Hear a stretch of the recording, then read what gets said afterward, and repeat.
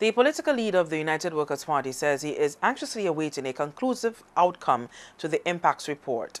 Chastanet maintains that Prime Minister Dr. Kenny Anthony made an out by releasing the information contained in the report in the manner he did. Dr. Anthony, in a national address, said the IMPACS investigators had concluded that members of the police force under Operation Restore Confidence had planted evidence and invented circumstances of encounter with the 12 victims who were fatally shot by the lawmen. I sat down with Chastanet recently in a wide-ranging interview. It's the same thing that he did with the constituency investigations. He hired a little group of people, nobody knows, to put together a study. And they didn't report to the accountant general. They reported to cabinet. And what did cabinet do? Cabinet then went and made the report public through parliament. And so what we're supposed to believe that cabinet had the expertise to determine whether an investigation, an accounting investigation, was correct. And then after that, and all the threats and everything else, could not even mount a criminal case. Has now mounted a civil case against two of us. Do you still stand by the belief that the UWP was correct in its action in wanting to bring law and order to St. Lucia? I think that the United Workers' Party, among many other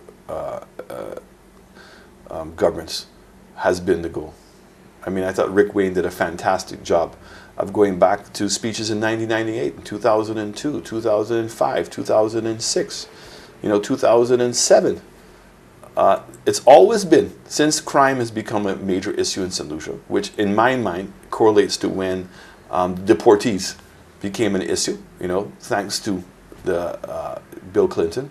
We got all these criminals coming back to St. Lucia, and you can see that there was a spike in crime. So every government has now said it's going to try to address crime. Every government has realized that it was gang-related. Government realized that it was a small group of people that were involved. Every government has promised to take serious action against it.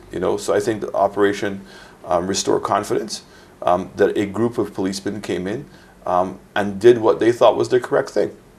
Now, I don't know what the report says, so I'm not going to sit here and tell you that there's not evidence or anything. If there's evidence, then it should be dealt with. But at your cabinet level, was there ever any pressure being brought to bear on the high command of the police force to get it done and get it done now? Never. By any means necessary? Never. Never was a discussion. Other than they came and they gave us a report as to what Restore Confidence is going to be about. That's it. Never. And you were comfortable with the elements that were presented? Absolutely, because it was a whole United Against Crime campaign. It was a whole campaign, and it's really about saying enough was enough, right, and restoring confidence. So at any time, was there any discussion or any reveal of specific people being targeted under that campaign? I knew of none. I never saw a list. Nothing.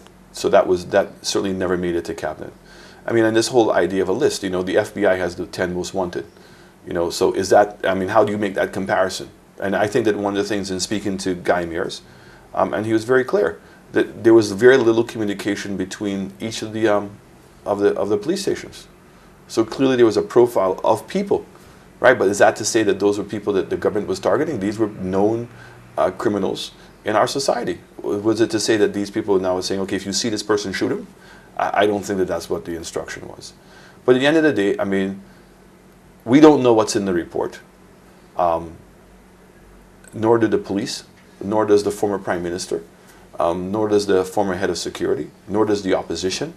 But the report was sent to the Americans.